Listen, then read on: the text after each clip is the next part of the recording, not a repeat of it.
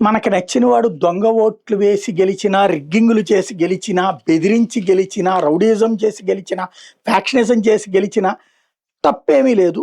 అదే మనకి నచ్చని వాడు గెలిచాడంటే వాడు ఈవీఎంలతో గెలిచాడనే ఒక కొత్త వితండవాదాన్ని జనం మీదకి తీసుకొస్తున్నటువంటి సందర్భంలో, అదొక వ్యూహాత్మకంగా ఆట ఆడిస్తున్నటువంటి సందర్భంలో ఇప్పుడు మన దగ్గర ఈవీఎంల మీద వీళ్ళు అనుమానం వ్యక్తం చేసి సుప్రీంకోర్టు దాకా పోయి కూడా వల్ల కానటువంటి సందర్భంలో, ఇప్పుడు ఇండోనేషియా వాళ్ళు వాళ్ళ ఎన్నికలకి ఈవీఎంలు కావాలని భారత్‌ని అడిగారు. మోడీని అడిగారు.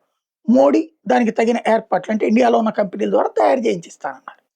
మరి ఇప్పుడు ఏమైపోతుంది? ఇప్పుడు మహారాష్ట్రలో బీజేపీ గెలిస్తే ఈవీఎంల ద్వారా గెలిచింది. అదే సందర్భంలో కర్ణాటకలో కాంగ్రెస్ పార్టీ గెలిస్తే ఒరిజినల్‌గా గెలిచింది.